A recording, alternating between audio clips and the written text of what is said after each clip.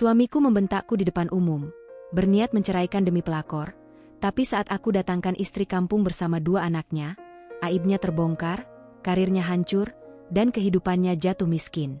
Inilah kisah balas dendam dan karma kejam dalam rumah tangga yang penuh pengkhianatan. Sore itu, restoran mewah di pusat kota dipenuhi tawa dan obrolan hangat. Lampu gantung kristal bergemerlapan, memantulkan cahaya lembut ke meja-meja bundar yang tertata rapi. Para tamu berdandan elegan, mengenakan pakaian terbaik mereka, menyambut perayaan ulang tahun kantor ke-10 tempat suamiku bekerja. Aku duduk di sampingnya, mengenakan gaun biru navy yang kubeli khusus untuk acara ini. Senyumku tak pernah lepas sejak datang, meski hatiku terasa aneh sejak kami keluar rumah tadi. Suamiku begitu dingin. Tak sepatah kata pun ia lontarkan sepanjang perjalanan. Tapi aku menepis rasa tak enak itu. Mungkin ia hanya lelah, pikirku saat itu. Acara berjalan meriah. Para rekan kerja suamiku tampak ramah menyapa dan mengenalkanku sebagai istri dari Pak Adrian, kepala divisi keuangan yang dikenal sukses dan berwibawa. Aku hanya tersenyum sopan, menyembunyikan kegugupan yang sebenarnya mulai menguasai diriku. Dalam hati, aku masih mencoba menjadi istri yang baik, menemani, mendukung, dan menjaga nama suami di hadapan orang banyak. Hingga semuanya berubah. Saat makan malam selesai, dan para tamu mulai saling berbaur, Adrian mengajakku berdiri. Ia menarik tanganku agak kasar, membawaku ke tengah ruangan dekat meja bundar tempat para atasan duduk. "Kita perlu bicara," katanya dengan nada tegas. Aku menuruti, mengira ada hal penting yang harus disampaikan. Tanpa aba-aba, di hadapan banyak mata yang menoleh heran, Adrian tiba-tiba membentakku. Suaranya tajam dan menusuk, cukup keras hingga membuat ruangan yang semula riuh menjadi hening. "Kamu tuh kenapa sih? Selalu sok manis di depan orang tapi di rumah nggak pernah ngerti aku," teriaknya. Aku tercekat. Dunia serasa berhenti. Mataku membelalak, tidak percaya dengan apa yang kudengar. Semua orang menatapku, beberapa bergumam pelan. Suamiku, laki-laki yang dulu bersumpah akan melindungiku dari rasa malu dan sakit, kini justru menjadi orang pertama yang menjatuhkanku tanpa belas kasihan. "Aku capek hidup sama kamu. Aku mau pisah," lanjutnya, masih dengan suara lantang. "Adrian," aku berbisik lirih, memohon agar ia berhenti. Tapi ia tak peduli. "Sudah lama aku ingin bicara ini. Aku ingin cerai. Aku sudah lelah hidup pura-pura bahagia." Wajahku memanas. Telingaku berdenging. Rasanya seperti ditelanjangi di depan keramaian. Air mataku mulai menggenang, tapi aku tahan. Aku tak boleh menangis di depan orang-orang ini. Aku hanya menggigit bibir, mencoba berdiri tegak meski kakiku gemetar. Dan seakan tamparan itu belum cukup, seorang wanita muda dengan gaun merah menyala tiba-tiba melangkah mendekat ke sisi suamiku. Ia meraih lengannya dan menyandarkan kepala di pundaknya. "Sayang, kamu udah ngomong ke dia, kan?" ucapnya manja, tanpa rasa malu sedikit pun. Aku mengenal wajah itu. Dialah wanita yang selama ini hanya kuanggap desas-desus. Pelakor. Nama yang muncul beberapa kali dalam obrolan suster rumah sakit dan tetangga yang pernah kulirik sinis, karena aku terlalu percaya pada suamiku. Wanita ini berdiri di hadapanku, menantang, sambil menyeringai puas. Dunia seakan runtuh. Tapi aku tetap diam, menahan amarah yang mendidih dalam dada. Beberapa rekan Adrian mulai berbisik-bisik. Sebagian terlihat canggung, yang lain memalingkan wajah. Tidak ada yang membelaku. Tidak ada yang mencoba menghentikan drama ini. Seolah aku hanya tontonan, korban dari arogansi suamiku yang begitu yakin bahwa ia bisa mempermalukanku tanpa konsekuensi. Aku akhirnya melangkah pergi, kepala tegak, meski dada terasa dihantam ribuan palu. Begitu keluar dari restoran, barulah air mata itu pecah. Isak tangis menghantam wajahku yang basah. Aku menyandar di balik tembok luar, gemetar, memeluk tubuhku sendiri seperti anak kecil ketakutan. "Kenapa kau lakukan ini padaku, Adrian?" bisikku pada langit malam. Hidupku yang kuanggap baik-baik saja ternyata hanya ilusi. Rumah tangga yang kubina selama 8 tahun berubah menjadi panggung penghinaan publik.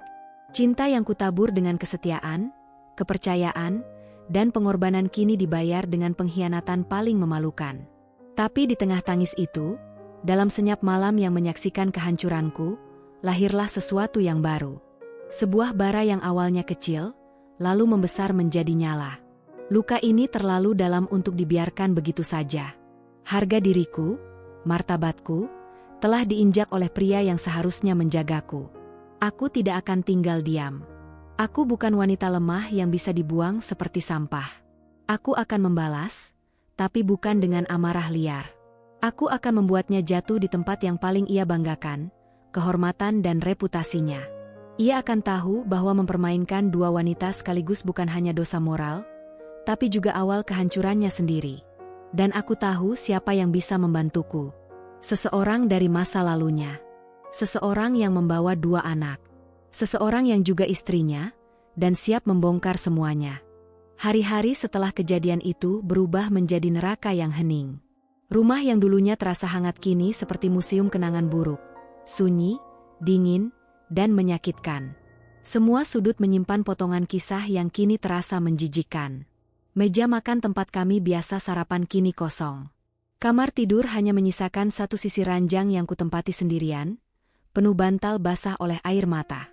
Adrian tidak pulang malam itu, bahkan malam-malam berikutnya. Ia memilih tinggal di apartemen milik wanita itu, pelakor yang bahkan tak tahu malu muncul di hadapanku seperti bintang tamu di atas panggung kehancuran. Namun, yang paling menyakitkan bukan hanya pengkhianatannya, melainkan bagaimana ia melakukannya begitu terbuka, tanpa sedikit pun rasa bersalah. Seolah-olah aku ini hanyalah penghalang dari kisah cinta barunya yang lebih sah. Namun air mata dan kesedihan bukan bahan bakar yang kubutuhkan. Tidak sekarang. Luka ini terlalu dalam untuk hanya diseka dengan tisu. Aku butuh kebenaran, dan lebih dari itu, aku butuh kendali. Aku mulai menyelidiki. Awalnya dengan hal-hal kecil. Memeriksa rekening bersama kami, mencatat perubahan transaksi yang janggal, dan menyisir ulang isi ponsel lamanya yang masih tertinggal di laci kamar kerja. Ponsel itu ia anggap rusak. Padahal aku berhasil menghidupkannya dengan sedikit usaha. Dari sanalah benang merah pengkhianatannya mulai terurai. Pesan-pesan penuh rayuan dengan berbagai nomor tak dikenal memenuhi kotak masuk. Tapi satu kontak mencuri perhatianku, Umi. Bukan nama selingkuhan kota yang kutahu, tapi ada kehangatan aneh di dalam panggilannya. Kutelusuri isi chatnya, dan alisku langsung bertaut. "Ma, nanti aku transfer buat beli susu si kecil ya. Ayah belum bisa pulang bulan ini. Banyak kerjaan di kantor." "Ayah? Si kecil?" Detak jantungku berdegup cepat. Tak percaya dengan apa yang kubaca, aku terus menggulirkan chat, dan menemukan ratusan pesan lain yang menandakan hubungan emosional, bahkan keluarga. Ada foto-foto anak kecil, dua bocah yang sangat mirip dengan Adrian. Bahkan satu dari mereka punya tahi lalat kecil di pelipis kiri, sama seperti Adrian. Dunia seperti berhenti berputar saat itu. Aku duduk terpaku di atas tempat tidur, menatap layar ponsel yang seakan menertawakanku. Ya Tuhan, jadi bukan cuma selingkuh, dia sudah punya keluarga lain. Aku tak bisa diam. Butuh waktu berhari-hari untuk mengatur napas, menenangkan amarah, dan menyusun langkah. Aku menyewa penyelidik swasta untuk memastikan keberadaan wanita dalam pesan itu. Dan hasilnya lebih dari cukup untuk menghancurkan sisa-sisa rasa hormatku pada Adrian. Nama wanita itu adalah Siti, berasal dari desa kecil di Jawa Tengah.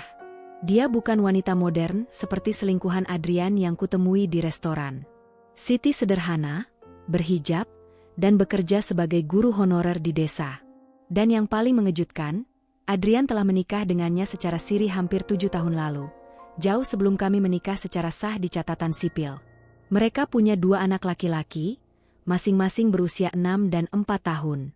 Tanganku gemetar saat menerima foto-foto dari penyelidik itu, foto rumah sederhana tempat mereka tinggal, foto Adrian sedang bermain dengan anak-anaknya saat berkunjung beberapa bulan lalu. Semuanya membuktikan satu hal, aku bukan satu-satunya istri. Aku hanya bagian dari kebohongan panjangnya. Rasa sakit itu seperti cambuk panas yang menghantam punggungku. Tapi anehnya, dari dalam luka itu tumbuh tekad. Tak ada lagi air mata. Tak ada lagi kepasrahan. Yang ada hanya satu niat, mengakhiri semua permainan kotornya. Bukan dengan teriakan, bukan dengan kekerasan, tapi dengan kebenaran yang akan kukemas seindah mungkin, dan kukembalikan padanya seperti hadiah berbungkus bom waktu. Aku memutuskan menghubungi Siti. Butuh keberanian besar untuk itu. Aku tidak tahu apakah ia tahu tentang keberadaanku, ataukah ia juga korban dari tipu daya Adrian. Tapi aku harus tahu. Aku harus mendengar langsung dari mulutnya. Telepon pertama tidak diangkat. Tapi di telepon kedua, suara lembut wanita itu menjawab dengan penuh sopan. Kami berbicara kaku pada awalnya, namun perlahan semua mengalir. Aku memperkenalkan diri sebagai istri kota, Adrian. Ia terdiam lama, lalu menangis. Saya juga istri, Mbak. Saya nggak tahu kalau dia menikah lagi secara resmi, ucapnya di sela-sela isak. Dia bilang saya hanya istri siri dan nggak berhak apa-apa. Hatiku remuk lagi, kali ini karena melihat betapa kami sama-sama ditipu. Siti tidak bersalah. Ia hanya perempuan yang terlalu percaya. Persis sepertiku. Kami adalah dua sisi dari koin yang sama. Korban dari laki-laki yang licik, yang menjadikan cinta sebagai tameng kebohongan. Aku ingin bicara langsung denganmu, kataku akhirnya. Kalau kamu bersedia, datanglah ke Jakarta. Aku akan bantu biaya perjalanan. Kita perlu bicara, sebagai dua perempuan yang sudah terlalu lama dibohongi. Siti terdiam. Tapi akhirnya ia mengangguk. Saya akan datang. Biar dia tahu rasa. Hari pertemuan itu akan menjadi awal dari akhir. Aku menyiapkan segalanya. Rencana perlahan tersusun rapi di kepalaku. Aku tak lagi ingin sekadar melukai Adrian. Aku ingin menguak semuanya. Membongkar aibnya di hadapan orang-orang yang selama ini ia tipu dengan topeng suci dan reputasi profesional. Ia pikir ia bisa bermain di dua dunia. Tapi yang tidak ia tahu, dua dunianya kini bersatu. Dan ketika dua kebenaran bertemu, tidak ada tempat lagi untuk kebohongan bersembunyi. Karma tak selalu datang cepat. Tapi ketika ia datang dengan wajah yang sangat kukenal, dan dua anak kecil yang menyebutnya ayah. Namanya adalah Rena. Perempuan muda dengan wajah cantik yang terawat, kulit putih pucat seperti porselen, dan gaya bicara genit yang dibuat-buat agar terdengar menggemaskan. Dia bukan tipe wanita yang bekerja keras atau membangun masa depan dari bawah, melainkan tipe yang tahu betul bagaimana bermain di zona nyaman lelaki mapan, dan memanfaatkannya hingga tetes terakhir. Rena bukan sekadar pelakor biasa. Ia licik, penuh perhitungan, dan tak tahu malu. Bahkan setelah adegan memalukan malam itu di restoran, ia sama sekali tidak menunjukkan rasa bersalah.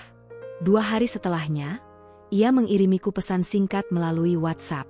Bukan permintaan maaf, bukan penjelasan, melainkan sebuah foto. Foto dirinya duduk di pangkuan Adrian, di sebuah apartemen yang kutahu betul dibayar dari rekening bersama kami.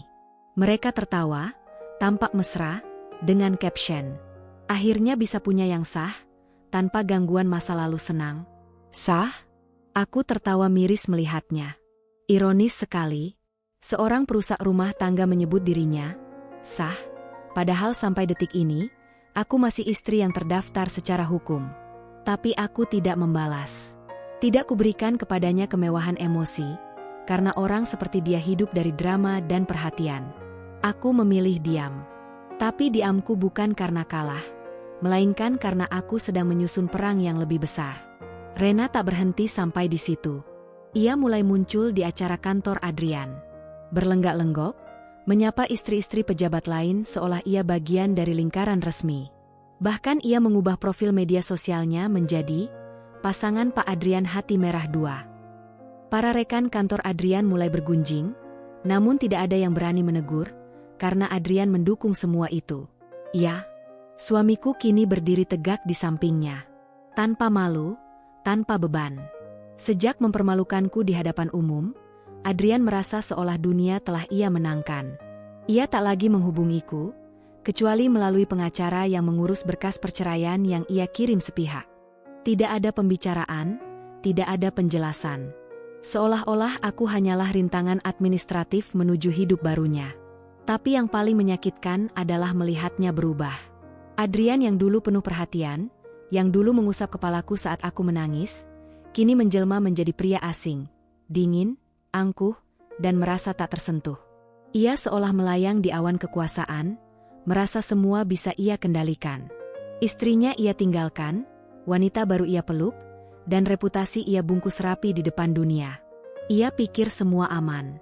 Ia pikir ia tak akan pernah jatuh. Aku tetap beraktivitas seperti biasa di tengah badai. Berpura-pura tenang saat mengantar berkas ke kantor notaris, tetap tersenyum saat bertemu tetangga, dan tetap menyapa petugas kebersihan yang kutemui tiap pagi.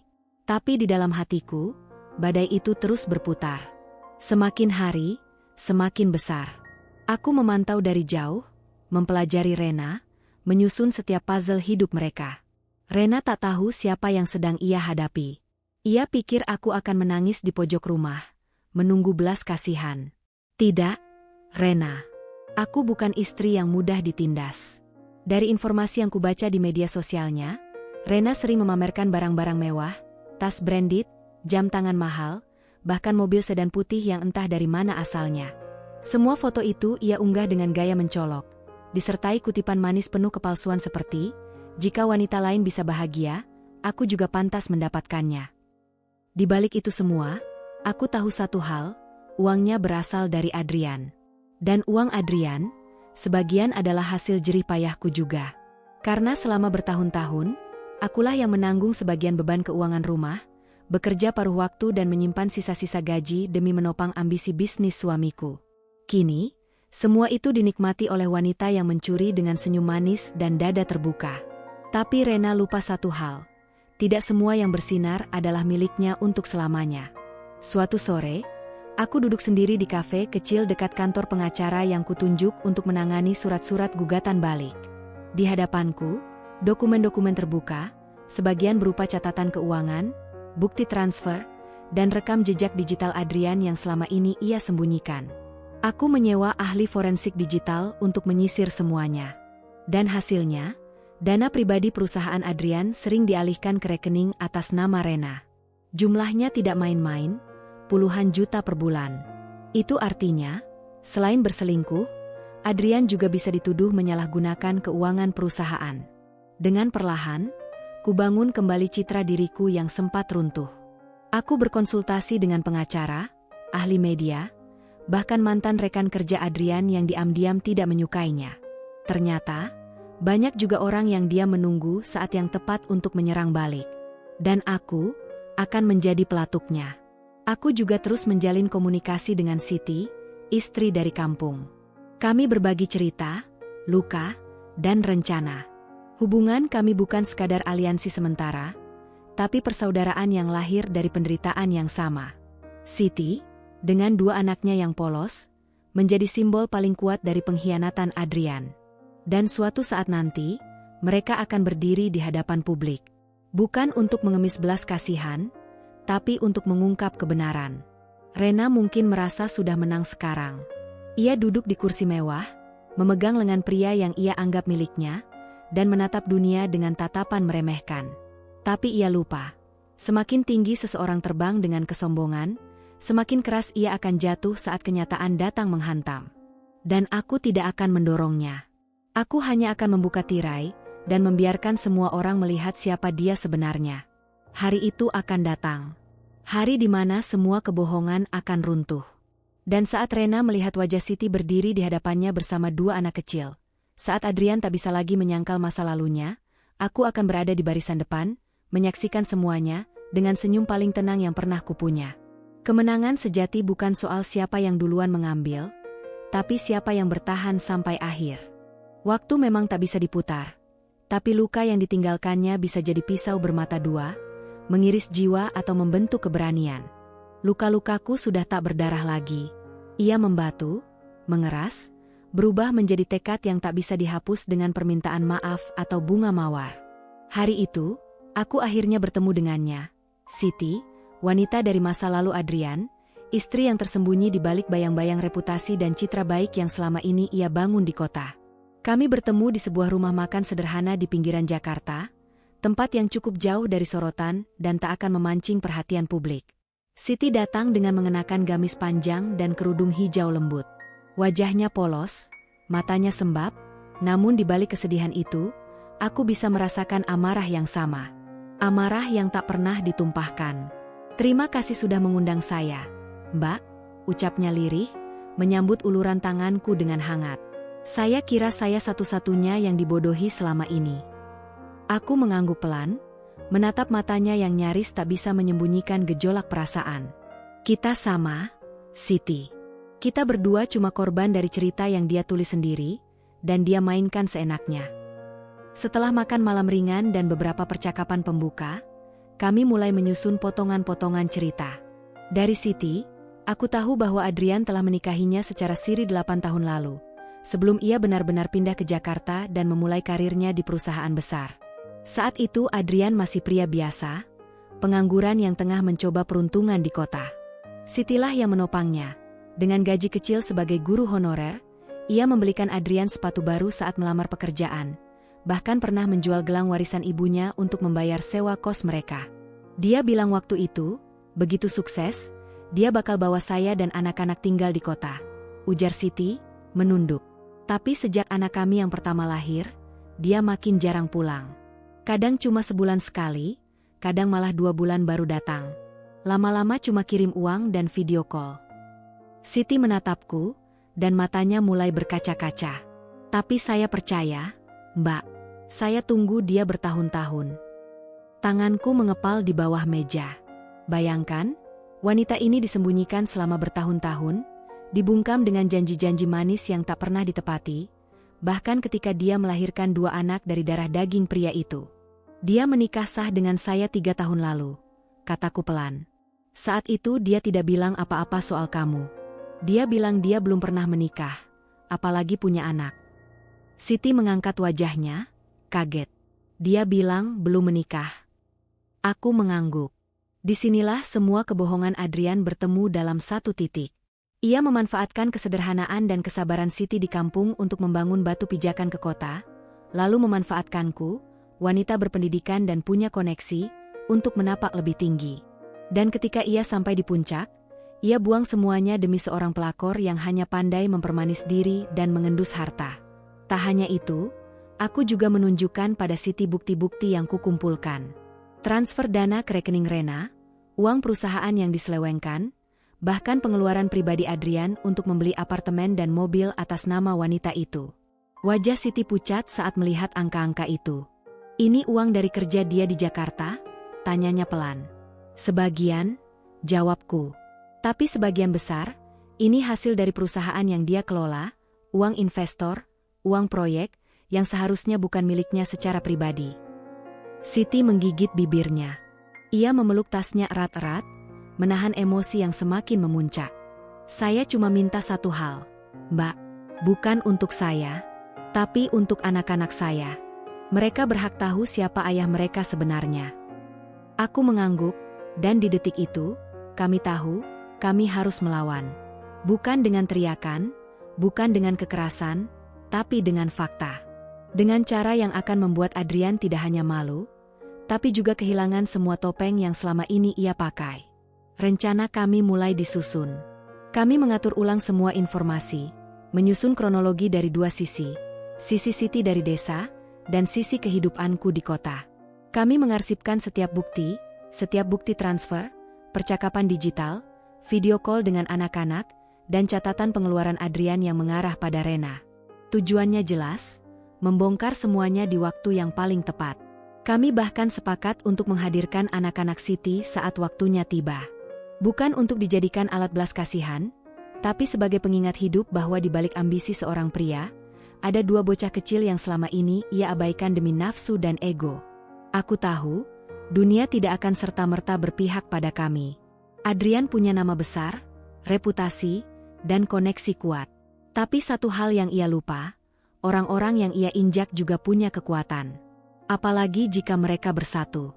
Malam itu, sebelum Siti kembali ke penginapannya, kami berpelukan singkat. Tak banyak kata yang keluar, hanya keheningan yang terasa dalam. Tapi dari genggaman tangan kami, ada janji yang tak terucap, bahwa ini belum selesai. Bahwa kami akan melanjutkan apa yang sudah dimulai. Bahwa luka ini akan dibayar. Dan Adrian akan melihat semua yang ia bangun perlahan runtuh, bukan karena kami jahat, tapi karena ia terlalu lama bermain sebagai korban, padahal dialah pelaku. Dia pikir 2 istrinya tak akan pernah bertemu. Dia pikir kebohongan bisa selamanya disembunyikan. Tapi hari pembalasan sedang mendekat. Dan kami sudah siap menjemputnya. Acara malam itu menjadi salah satu perayaan terbesar yang diselenggarakan oleh perusahaan tempat Adrian bekerja. Sebuah peringatan ulang tahun perusahaan ke-15, diselenggarakan dengan mewah di ballroom Hotel Bintang 5. Undangan disebar ke para pejabat, pemilik modal, dan rekan bisnis penting. Para tamu datang dengan busana terbaik mereka, tersenyum lebar, berbicara tentang pencapaian dan proyek masa depan. Dan di tengah semua kemewahan itu, lampu gantung kristal, musik jazz yang mengalun lembut, dan suguhan makan malam mewah. Aku datang, bukan sebagai istri yang patah hati, tapi sebagai sutradara dari sebuah pertunjukan kebenaran. Aku mengenakan gaun hitam panjang dengan detail elegan. Tidak mencolok, tapi cukup untuk menarik perhatian. Rambutku disanggul rapi, make up ringan namun tegas. Di tanganku, hanya satu aksesori, sebuah ponsel berisi seluruh bukti kebohongan Adrian, dan satu pesan yang baru saja kukirim ke seorang wanita yang tengah menunggu di luar, Siti. Aku tahu, Adrian tidak akan menyangka. Ia pikir aku sudah menyerah, sudah menyetujui proses perceraian, sudah kembali menjadi bayang-bayang dalam hidupnya yang kini ia anggap baru. Malam itu, dia datang bersama Rena, si pelakor penuh percaya diri yang tampak berkilau dalam gaun merah ketat dan sepatu hak tinggi. Mereka duduk di meja utama, tertawa-tawa, seolah tidak ada luka yang pernah mereka tinggalkan. Aku berdiri dari kursiku saat pembawa acara mulai naik ke panggung. Di belakang, dua petugas hotel membukakan pintu untuk tiga sosok yang sudah kutunggu sejak sore, Siti dan dua anak laki-lakinya. Siti mengenakan pakaian sederhana, gamis krem dan kerudung biru tua. Matanya tegas, tangannya menggenggam erat tangan anak-anaknya yang tampak gugup melihat ruangan besar penuh orang asing. Tapi mereka tampak berani, lebih berani dari ayah mereka yang telah meninggalkan mereka demi seorang wanita yang bahkan tak tahu apa itu pengorbanan. Langkah mereka menyusuri karpet merah kecil menuju tengah ballroom. Suara tawa mulai reda. Bisikan-bisikan mengisi ruangan. Para tamu mulai menoleh, mencoba mengenali siapa gerangan wanita dan dua anak kecil yang tiba-tiba masuk tanpa pengumuman. Sementara itu, aku hanya berjalan perlahan ke arah Adrian yang masih belum menyadari kehadiran mereka. Sampai akhirnya, suara polos seorang anak memecah keheningan. "Ayah!" seru anak laki-laki paling besar. Suaranya jernih, penuh keyakinan. Adrian yang sedang memegang gelas wine langsung menoleh. Matanya membelalak. Tubuhnya menegang. Wajahnya, yang biasanya penuh percaya diri, mendadak pucat seperti kehilangan darah. Gelas di tangannya nyaris jatuh. "Ayah, itu aku, Dimas. Ini adik, Fadil.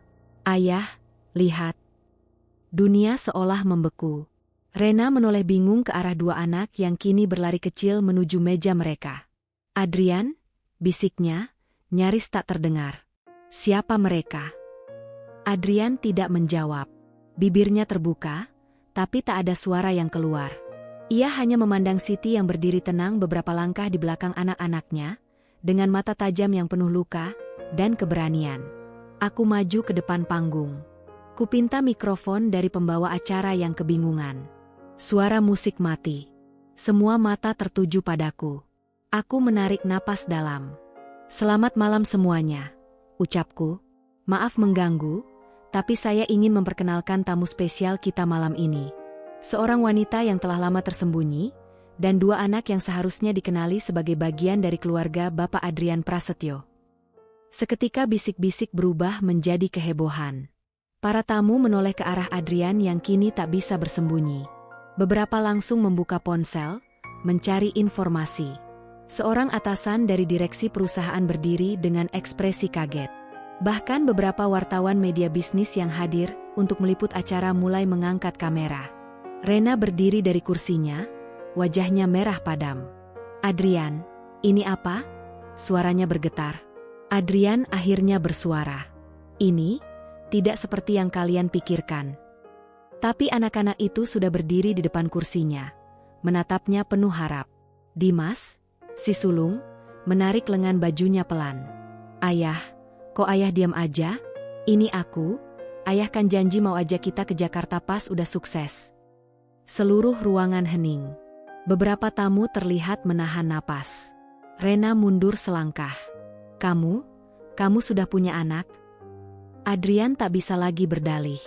Semua sudah terbuka. Wajahnya kini seperti topeng yang meleleh. Ia menarik napas dalam-dalam, tapi tidak ada satupun kata yang bisa menghapus kenyataan yang kini berdiri hidup di hadapannya. Dua anak laki-laki dengan wajah serupa dirinya, dan seorang wanita yang selama ini ia sembunyikan seperti aib. Aku melangkah pelan ke arah Siti dan anak-anak, lalu menatap para tamu dengan tenang. Selama bertahun-tahun, Bapak Adrian membangun citra sebagai pria sukses, suami ideal, pemimpin yang berintegritas. Tapi di balik pencitraan itu, ia menyembunyikan dua kehidupan, dua istri, dan dua anak yang tak pernah diakuinya secara terbuka. Kami, saya dan Ibu Siti, bukan sekadar wanita yang tersakiti. Kami adalah bukti hidup bahwa reputasi kadang hanya topeng. Beberapa tamu bertepuk tangan pelan, bukan karena mereka senang, tapi karena mereka kagum pada keberanian kami. Adrian bangkit dari kursi. Wajahnya gelisah. Cukup. Kalian tidak berhak membuat keributan di sini. Aku menatapnya dingin. Kami tidak membuat keributan. Kami hanya menunjukkan kebenaran. Dan kamu tahu, Adrian, kebenaran tak bisa kamu atur seperti proyek bisnis. Ia terdiam. Siti memeluk kedua anaknya yang mulai gelisah. Aku membimbing mereka semua turun dari panggung. Kami sudah cukup. Di belakang, suara para tamu mulai meninggi. Beberapa wartawan mulai mengerumuni Adrian. Atasan dari jajaran direksi terlihat berbicara serius dengan panitia acara. Rena? Ia keluar tergesa-gesa, menangis, menendang tumit sepatunya, dan berlari ke arah lift. Malam itu, semuanya berubah. Saat kami keluar dari ballroom, udara malam terasa lebih ringan. Mobil menunggu di depan hotel. Anak-anak sudah mulai mengantuk. Siti menggenggam tanganku. Terima kasih, Mbak, bisiknya pelan. Hari ini saya akhirnya melihatnya. Runtuh. Aku menatapnya dan tersenyum. Dia baru mulai jatuh. Sisanya, tinggal menunggu waktu. Malam itu, di balik lampu-lampu kota, aku sadar satu hal. Kebenaran memang menyakitkan, tapi ketika akhirnya muncul ke permukaan, ia membawa kebebasan. Dan ini, baru permulaan. Keesokan harinya, dunia Adrian runtuh lebih cepat daripada yang kuduga. Berita tentang malam perayaan yang berubah menjadi panggung pembongkaran aib menyebar luas, tak terbendung lagi. Video anak-anak memanggilnya, "Ayah," di tengah ballroom, tangisan Rena yang histeris, dan ekspresi membatu Adrian saat Siti berdiri di depannya, semua terekam dengan sempurna oleh kamera-kamera para tamu yang sigap merekam. Beberapa jam setelah acara selesai, video itu sudah viral di media sosial dan grup-grup WhatsApp para rekan bisnis. Judul-judul miring bermunculan di berita daring. Eksekutif perusahaan ternama tersandung skandal poligami dan perselingkuhan. Satu acara dua istri, fakta mengejutkan di balik kehidupan pribadi Adrian P. Anak-anak tak diakui muncul di panggung, acara elit jadi ajang pengakuan dosa. Rena, si pelakor yang tadinya merasa seperti ratu baru, tiba-tiba menjadi bahan gunjingan dan ejekan publik. Ia sempat membuat pernyataan lewat Instagram Story, menyebut dirinya sebagai korban karena tak tahu Adrian sudah menikah 2 kali. Tapi publik tak mudah percaya. Netizen menggali masa lalu Rena, menemukan foto-foto kemesraannya dengan Adrian sejak bertahun-tahun lalu, periode yang tumpang tindih dengan kehidupan rumah tanggaku. Tekanan datang dari semua arah. Beberapa rekan kerja Adrian mulai menjauh. Klien dan investor besar mulai membatalkan pertemuan. Kantornya dibanjiri surat dan email protes dari publik yang mempertanyakan moral pemimpin perusahaan. Bahkan lembaga keuangan tempat ia pernah menjadi pembicara resmi kini menarik ulang undangan kerjasama dengan alasan menjaga reputasi institusi. Dan yang paling mengejutkan, Rena pergi. Aku mendengarnya dari salah satu karyawan kantor Adrian yang masih diam-diam berkomunikasi denganku. Malam setelah acara, Rena pulang ke apartemen mereka, mengamuk, menghancurkan beberapa barang, dan mengemasi seluruh miliknya. "Kamu gila," teriaknya, menurut penuturan saksi. "Aku kira kamu duda. Aku kira kamu cuma disakiti sama mantan istrimu, ternyata kamu penipu kelas kakap. Anak 2 istri? Kamu pikir aku mau hidup seperti itu?" Tanpa banyak drama, Rena keluar dari apartemen dengan satu koper besar dan tak pernah kembali. Ia menonaktifkan akun media sosial, mengganti nomor, dan menghilang dari radar publik. Adrian kehilangan pijakan terakhirnya. Wanita yang selama ini ia jadikan alasan untuk menghancurkan rumah tangga kami, kini tak lagi berdiri di sisinya. Ironisnya, ia akhirnya sendiri. Dan kali ini, benar-benar sendiri. Aku menyaksikan semua itu dari jauh, tanpa satupun ikut campur. Tidak ada kata sindiran yang kuunggah ke media sosial, tidak ada tangisan di depan umum, tidak ada drama balasan. Aku memilih tetap tegar. Walau setiap hari handphoneku penuh dengan pesan dari orang yang dulu tak pernah menanyakan kabarku, sekarang sibuk ingin tahu gosip. Wah, ternyata benar ya suamimu nikah lagi diam-diam. Itu yang di video anaknya mirip banget sama Adrian. Gila sih mbak. Kamu kuat banget bisa nahan malu segitu. Malu? Aku tidak malu. Yang seharusnya malu adalah mereka yang selama ini menutup mata saat ketidakadilan terjadi di depan mereka, yang pura-pura tidak tahu, yang ikut tertawa saat aku dibentak di depan umum, yang diam saja ketika aku diusir dari hidup yang kubantu bangun. Tentu, gosip itu tak menyenangkan. Setiap aku keluar rumah, ada tatapan-tatapan yang diam-diam menelanjangi harga diriku. Di minimarket, di taman, bahkan saat menjemput adikku dari sekolah. Tapi aku belajar satu hal. Jika kau ingin menjatuhkan musuhmu, jangan jatuh bersamanya. Berdirilah tegak. Biarkan dunia melihat bahwa kamu lebih dari sekadar korban. Dan begitulah aku menjalani hari-hari setelahnya. Sementara Adrian perlahan tenggelam dalam skandal, aku mulai membangun kembali hidupku. Perlahan tapi pasti. Aku mengurus proses gugatan balik secara hukum, termasuk tuntutan nafkah dan pembagian harta bersama. Tim pengacaraku dengan tenang mengumpulkan semua bukti untuk membuktikan bahwa Adrian tidak hanya melakukan poligami tanpa persetujuan sah, tapi juga menyalahgunakan dana pribadi perusahaan demi membiayai kehidupan selingkuhannya. Dalam waktu 2 minggu, Adrian diskors dari jabatannya oleh Dewan Direksi. 2 minggu setelah itu, surat pemecatan keluar. Alasannya resmi, pelanggaran etika, mencemarkan nama baik perusahaan, dan penyalahgunaan dana. Satu persatu, dunianya ambruk.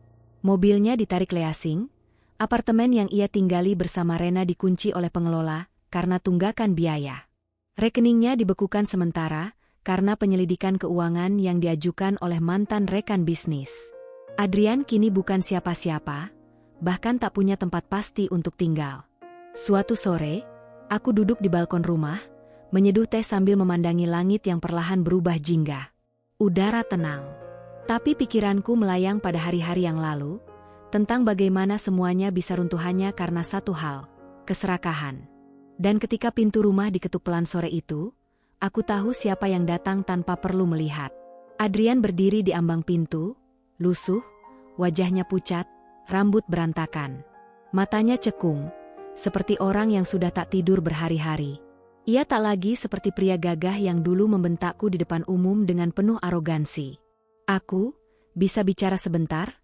Suaranya serak. Aku menatapnya. Tidak dengan marah. Tapi dengan ketenangan seorang wanita yang telah melewati badai, dan tak akan pernah kembali menjadi wanita yang sama. Aku rasa, tidak perlu. Semua sudah cukup jelas, kataku sambil menahan daun pintu. Dia menunduk. Aku kehilangan segalanya. Aku mengangguk pelan. Aku tahu. Dan mungkin, itulah harga yang harus kamu bayar. Lalu aku menutup pintu perlahan. Tanpa emosi. Tanpa dendam yang meledak-ledak. Karena balas dendam sejati bukan saat kau menghancurkan seseorang. Tapi saat ia hancur oleh perbuatannya sendiri, dan kau tidak lagi peduli. Dan disitulah aku berdiri sekarang. Bukan sebagai wanita yang menangis karena ditinggal. Tapi sebagai wanita yang tak bisa lagi disentuh oleh rasa takut. Karena aku telah menghadapi yang terburuk, dan menang. Dulu, nama Adrian Prasetyo adalah simbol kekuasaan di lingkungan korporasi. Dalam lingkaran bisnis dan pergaulan elit, ia disegani bukan hanya karena kecerdasannya, tapi karena pencitraan pria, visioner dan keluarga, yang ia bangun dengan sangat rapi. Ia selalu tampil percaya diri di forum-forum besar, berbicara tentang nilai-nilai kepercayaan, integritas, dan kepemimpinan yang beretika. Ironisnya, Semua nilai yang dulu ia pamerkan kini menjadi bumerang. Setelah malam itu, malam pembongkaran aib di acara perusahaan, kejatuhan Adrian seperti dominonya, satu demi satu, semua runtuh. Pagi setelah acara itu, berita tentang dirinya sudah terpampang di berbagai media bisnis nasional. Wajahnya, yang biasanya menghiasi majalah entrepreneur dan koran keuangan sebagai CEO muda berprestasi, kini menjadi sorotan utama untuk alasan sebaliknya. Headline di sebuah situs populer menulis, "Eksekutif gagal, skandal keluarga bongkar sisi gelap Adrian Prasetyo." Dalam waktu kurang dari 24 jam, para investor utama perusahaan menarik diri. Mereka menganggap reputasi pribadi Adrian mencemari citra bisnis yang selama ini mereka bangun bersama. Sejumlah kerja sama strategis yang dijadwalkan bulan depan dibatalkan tanpa diskusi. Dan yang lebih menghancurkan, dua mitra asing yang sebelumnya tertarik menanam modal, langsung membatalkan kontrak dan menuntut ganti rugi. Pihak Dewan Komisaris tidak tinggal diam. Mereka mengadakan rapat darurat di hari yang sama. Hasilnya, Adrian diskors dari jabatan CEO untuk waktu yang tidak ditentukan. Dalam surat resmi yang beredar di kalangan internal, disebutkan bahwa perusahaan perlu menjaga integritas publik dan kepercayaan stakeholder. Aku menerima kabar itu dari mantan sekretaris Adrian, yang kini diam-diam berpihak padaku. Dia mengamuk di kantor pagi itu, katanya saat kami bertemu di sebuah kafe kecil. Meja kerjanya dibereskan paksa. Akses emailnya diblokir. Bahkan ID karyawan sudah tak berlaku lagi. Aku hanya tersenyum kecil. Bukan karena puas, tapi karena akhirnya roda itu benar-benar berputar. Sementara itu, Adrian mencoba bertahan.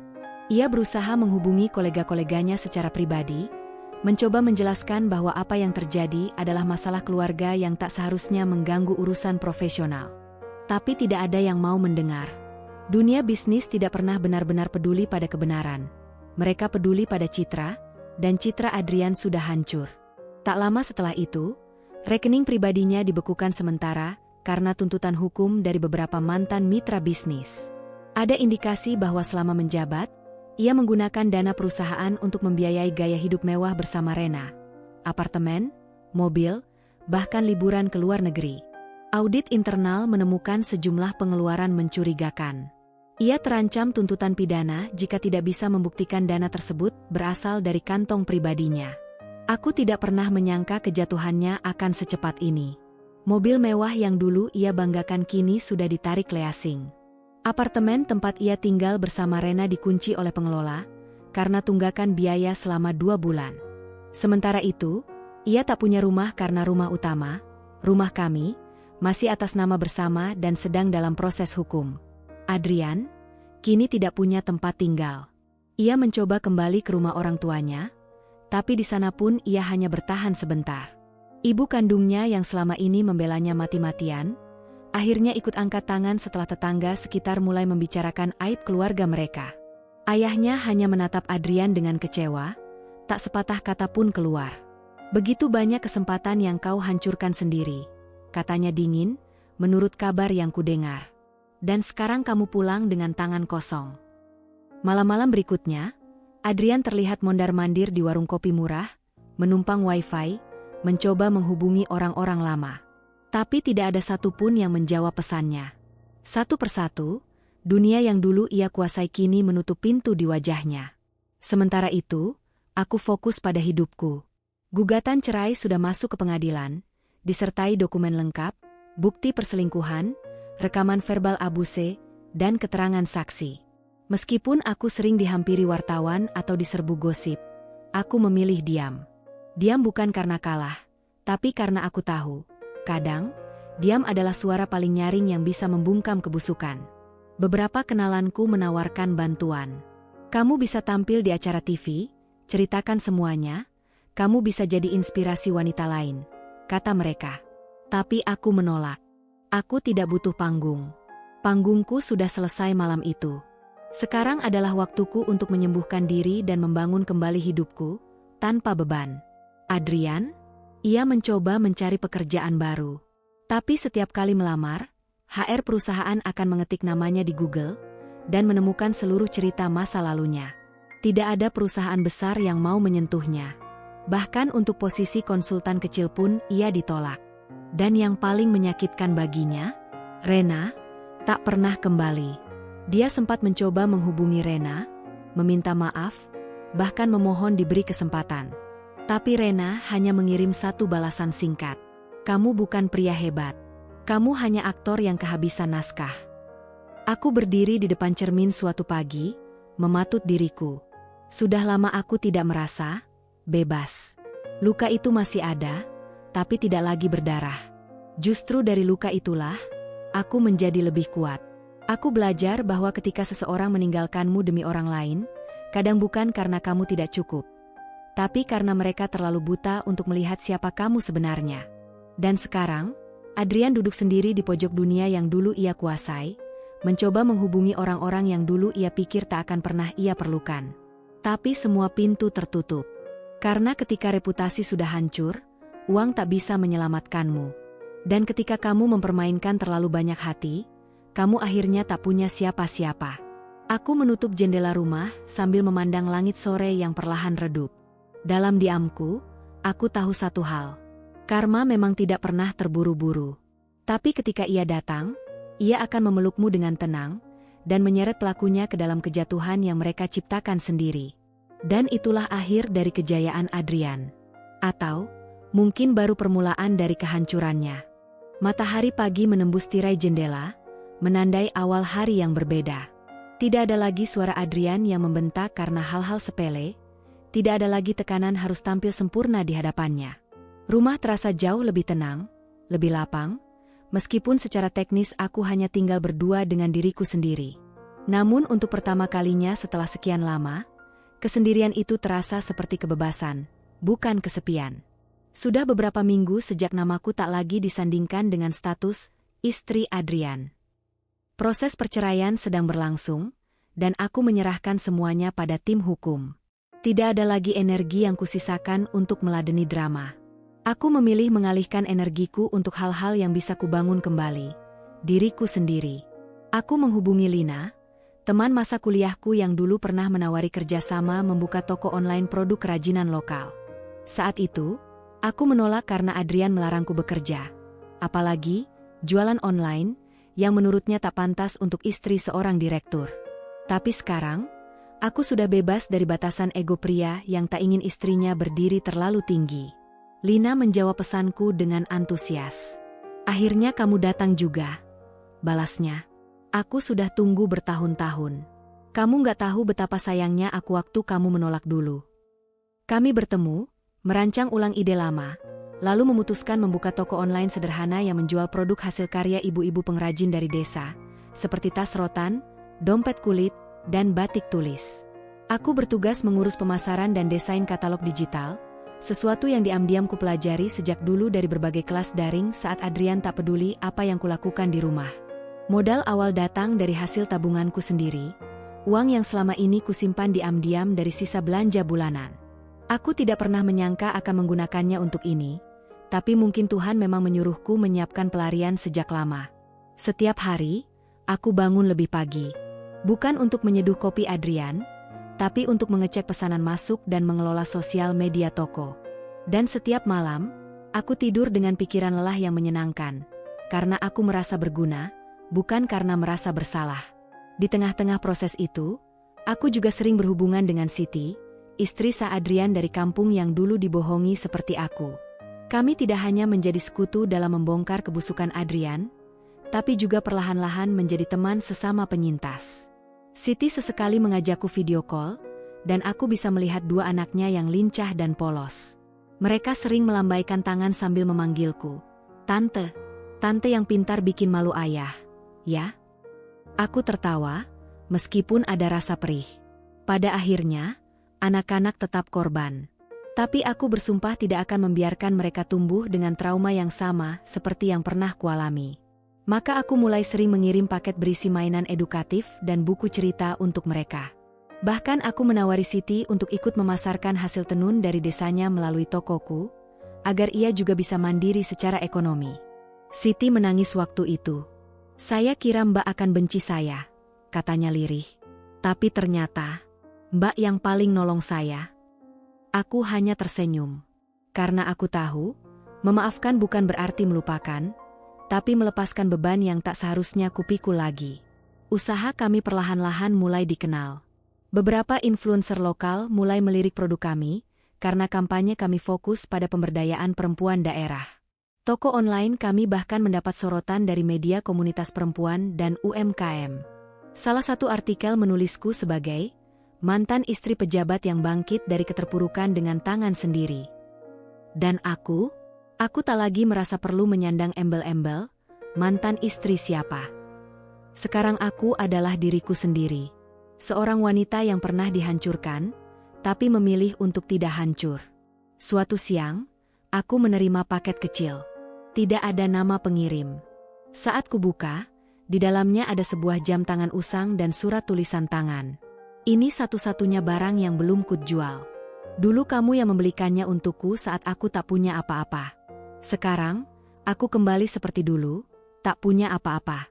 Maaf, Adrian. Aku menatap jam tangan itu. Wajahku tidak lagi bereaksi.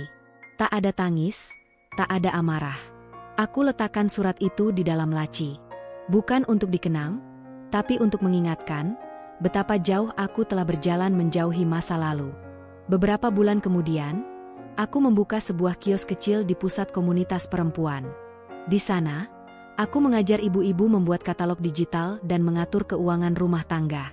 Aku tak pernah menyangka akan menjadi pembicara, apalagi panutan. Tapi hidup lucu, bukan?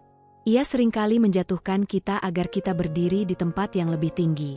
Kini aku tahu, nilainya bukan di mata suami, bukan di status sosial, bukan di kemewahan yang dipamerkan di media sosial. Nilai diriku adalah apa yang mampu kulakukan ketika tak ada lagi yang kuandalkan selain diriku sendiri.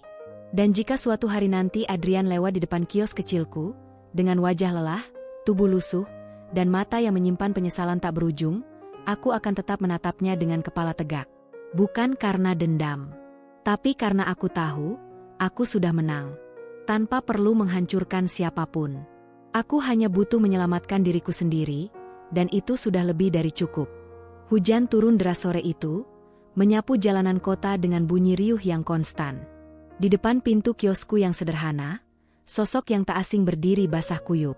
Pakaiannya lusuh, sepatunya kotor, dan tubuhnya tampak jauh lebih kurus dari terakhir kali aku melihatnya.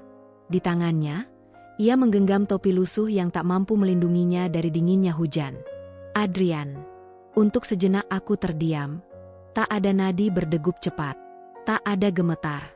Bahkan tak ada amarah yang dulu begitu mudah menguasai dadaku saat melihat wajah itu. Yang tersisa kini hanyalah hampa. Seperti menatap reruntuhan rumah yang pernah kubangun dengan hati, tapi kini tinggal puing-puing. Boleh, aku bicara, katanya pelan, nyaris tak terdengar oleh deru hujan. Aku tidak mengangguk, tapi tidak juga menolak. Hanya melangkah mundur dan membiarkannya masuk. Ia berdiri canggung di sudut ruangan, seolah tidak tahu lagi bagaimana caranya bersikap di hadapanku. Aku salah, katanya akhirnya, suaranya serak dan rendah. Aku kehilangan segalanya. Rumah, mobil, pekerjaan. Bahkan Rena pun pergi. Dia cuma mainkan aku. Uangnya habis, dia kabur. Aku hanya duduk, menatap secangkir teh yang ada di tanganku. Diamku bukan berarti menerima, tapi memilih untuk tidak membuang energi pada kata-kata yang tak perlu. Aku malu. Lanjutnya, aku bodoh. Aku hancurkan semuanya demi sesuatu yang gak nyata. Dan waktu sadar, semua sudah terlambat. Ia tertunduk. Tangannya menggenggam lutut, tubuhnya gemetar. Tapi kali ini bukan karena marah seperti dulu saat ia membentakku di depan orang banyak. Kali ini ia gemetar karena ketakutan, karena kesepian yang ia ciptakan sendiri. Aku menarik napas panjang, lalu bicara. Waktu kamu mengkhianati aku, kamu tidak merasa bersalah. Kamu memamerkan hubunganmu dengan pelakor itu seolah-olah aku tak punya arti. Bahkan kamu bentak aku di depan umum, di depan teman-temanmu. Kamu jadikan aku lelucon. Tapi hari ini, kamu berdiri di sini, karena satu-satunya yang masih bertahan hanyalah kenanganmu tentang orang yang dulu kamu injak. Ia menutup wajahnya dengan kedua tangan. Mungkin malu, mungkin hancur, Aku tidak membencimu lagi, Adrian, kataku pelan. Tapi aku juga tidak akan membuka pintu hidupku untukmu lagi. Kesempatan itu sudah lama kau kubur dengan tanganmu sendiri. Beberapa hari kemudian, aku menerima kabar dari Siti, istri Adrian dari kampung. Rupanya Adrian juga mendatangi rumahnya, memohon pengampunan. Tapi Siti bahkan tidak membukakan pintu. Aku sudah terlalu banyak menangis karena dia, ujar Siti dalam panggilan telepon. Anak-anak pun sudah tidak menanyakan dia lagi. Bagi kami, dia sudah pergi sejak lama. Aku tahu, tak ada luka yang lebih dalam dari dikhianati oleh seseorang yang kau percayai sepenuh hati. Dan tak ada kejatuhan yang lebih menyakitkan daripada saat kau sadar bahwa orang-orang yang dulu kau tinggalkan, kini tak lagi menunggumu. Karma datang pelan-pelan pada Adrian. Bukan dengan ledakan besar, tapi dengan gigitan kecil yang terus-menerus menggerogoti. Ia kini tinggal menumpang di sebuah rumah kos murah, bekerja serabutan sebagai sopir ojek online. Kadang, ia tak punya cukup uang untuk membeli makan 3 kali sehari. Reputasinya tak lagi punya nilai di dunia profesional. Tak ada satupun perusahaan yang ingin merekrutnya, bahkan sebagai staf biasa. Sementara itu, Rena, pelakor yang dulu dia lulu, ternyata hanya mempermainkannya.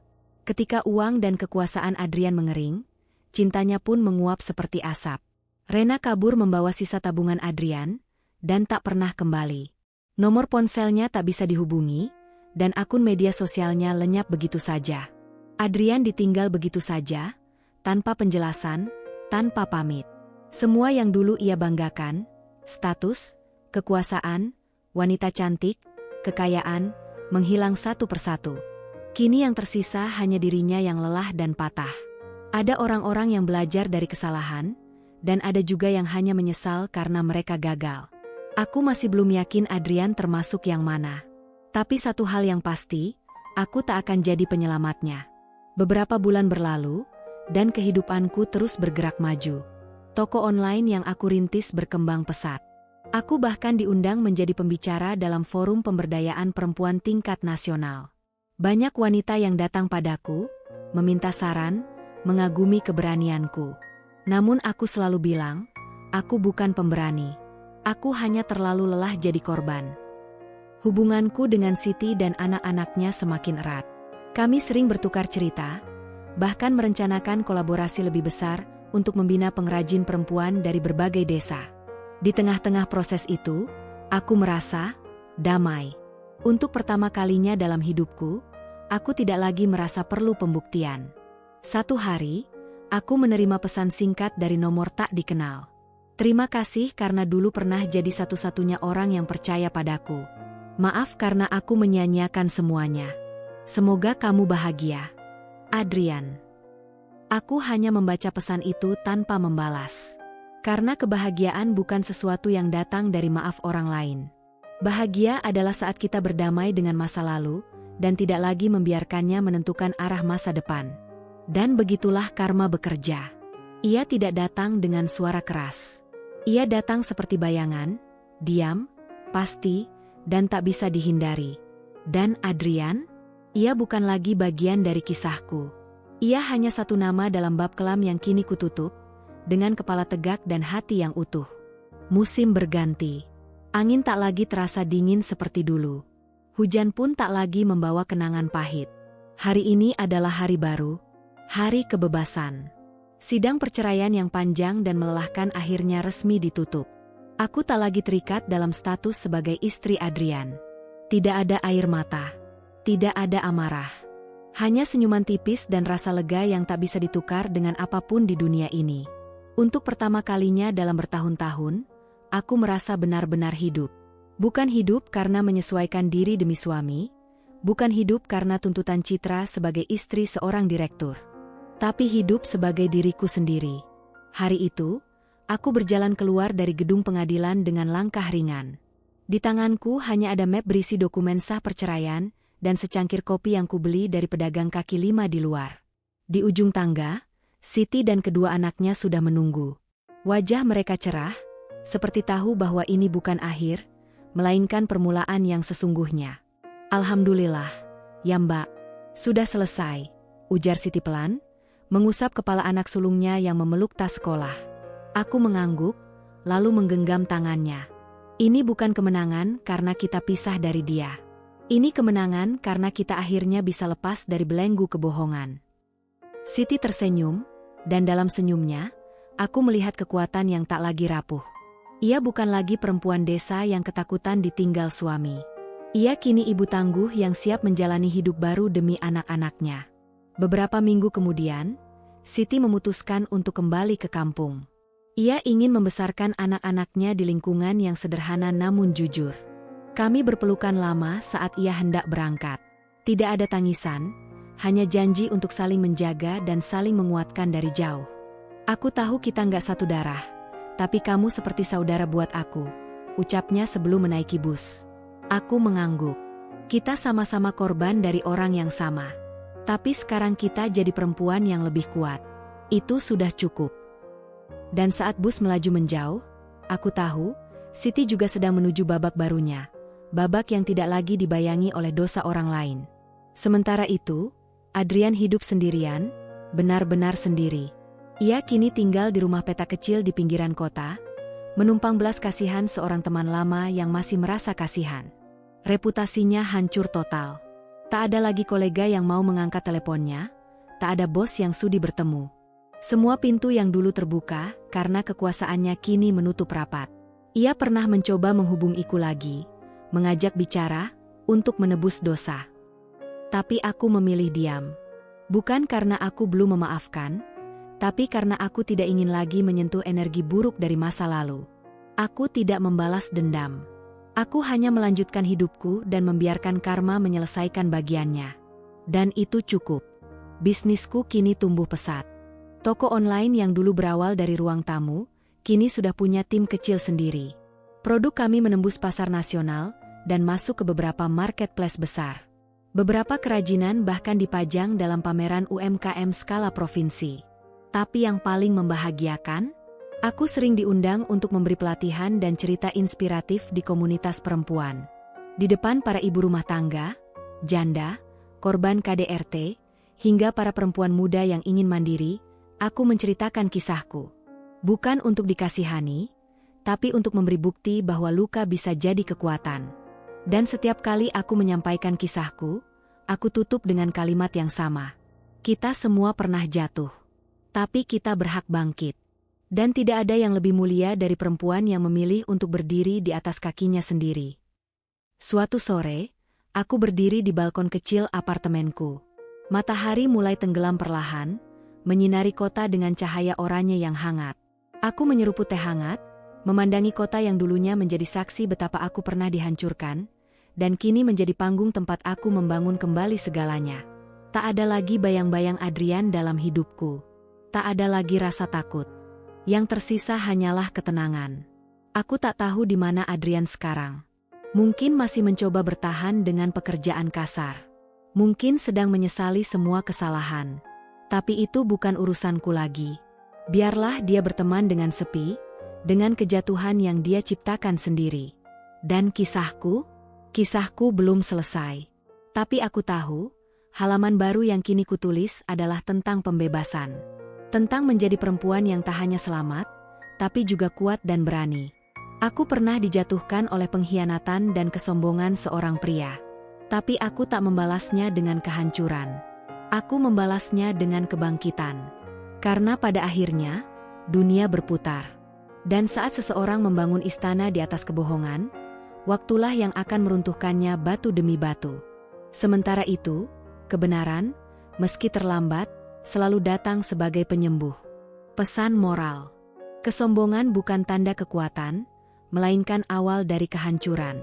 Dan pengkhianatan yang dilakukan dengan sadar, cepat atau lambat, akan kembali pada pelakunya dalam bentuk yang lebih perih. Karma tidak pernah salah alamat. Dan bagi siapapun yang pernah menjadi korban, kamu tidak lemah.